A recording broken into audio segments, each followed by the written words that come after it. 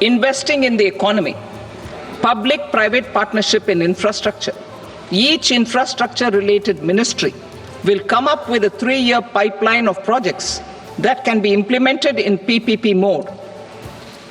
States will also be encouraged to do so and can seek support from the India Infrastructure Project Development Fund, which is a scheme to prepare PPP proposals. Support to states for infrastructure. An outlay of 1.5 lakh crore is proposed for the 50-year interest-free loans to states for capital expenditure and incentives for reforms. Building on the success of the first asset monetization plan announced in 2021, the second plan for 2025 to 30 will be launched to plow back capital of 10 lakh crore in new projects. Regulatory and fiscal measures will be fine-tuned to support the plan. Jal Jeevan Mission.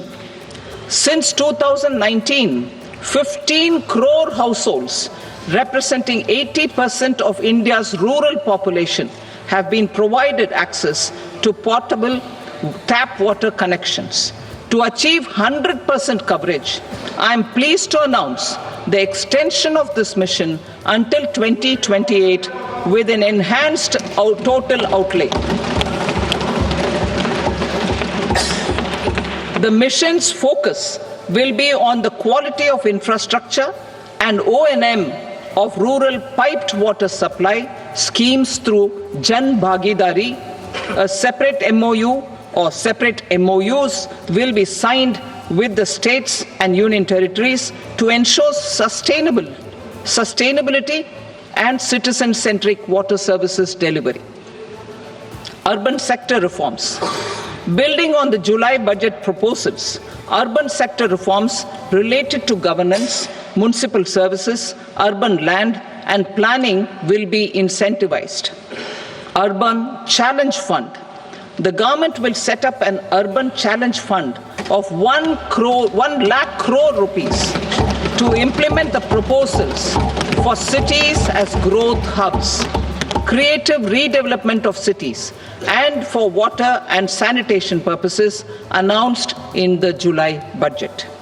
This fund will finance up to 25% of the cost of bankable projects, with a stipulation that at least 50% of the cost is funded from bonds, bank loans, and PPPs. An allocation of 10,000 crore is proposed in 2025-26. Power sector reforms.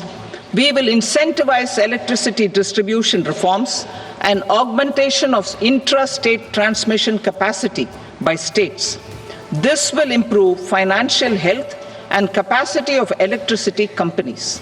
Additional borrowing of 0.5% of GSDP will be allowed to states contingent on these reforms. Nuclear energy mission for Vikasit Bharat. Development of at least 100 gigawatt of nuclear energy by 2047 is essential for our energy transition efforts. For an active partnership with the private sector towards this goal, amendments to the Atomic Energy Act and the Civil Liability for Nuclear Damage Act will be taken up. A nuclear energy mission for research and development of small modular reactors with an outlay of 20,000 crore will be set up. At least 5 indigenously developed small modular reactors will be operationalized by 2033. Shipbuilding. The shipbuilding financial assistance policy will be revamped to address cost disadvantages. This will also include credit notes for shipbreaking in Indian yards to promote the circular economy. Large ships above a specified size will be included in the infrastructure harmonized master list. Shipbuilding clusters will be facilitated to increase the range, categories, and capacity of ships. This will include additional infrastructure, facilities, skilling, and technology to develop the entire ecosystem. Maritime Development Fund. For long-term financing for the maritime industry, a Maritime Development Fund with a corpus of 25,000 crore rupees will be set up. This will be for distributed support and promoting competition. This will have up to 49% contribution by the government, and the balance will be mobilized from ports and from private sector. UDAN regional connectivity schemes. UDAN has enabled 1.5 crore middle-class people to meet their aspirations for speedier travel. The scheme has connected 88 airports, and operationalized 619 routes.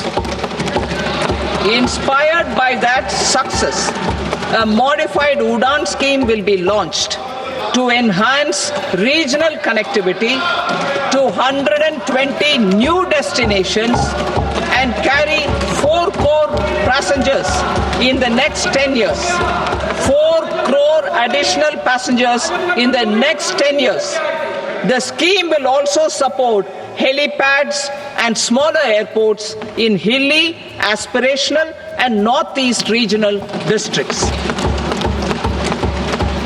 Greenfield airports will be facilitated in Bihar to meet the future needs of the state.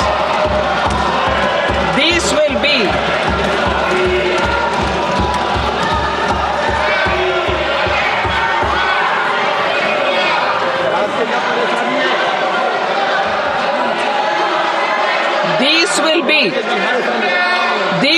be in addition to the expansion of the capacity of Patna Airport and a brownfield airport in Beta. Western Kosi Canal project in Mithilanchal. Financial support will be provided for the Western Kosi Canal ERM project, benefiting a large number of farmers, cultivating over 50,000 hectares of land in the Mithilanchal region of Bihar. Mining sector reforms. Mining sector reforms, including those for minor minerals, will be encouraged through sharing of best practices and institutions of a state mining index. A policy for recovery of critical minerals from tailings will be brought out. Under the special window for affordable and mid-income housing, SWAMI, 50,000 dwelling units in stressed housing projects have been completed and keys handed over to home buyers. Another 40,000 units will be completed in 2025, further helping middle-class families who are paying EMIs on loans taken for apartments while also paying rent for their current dwellings.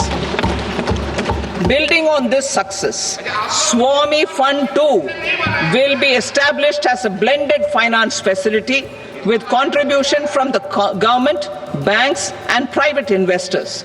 This fund of 15,000 crore rupees will aim for expeditious completion of another 1 lakh units.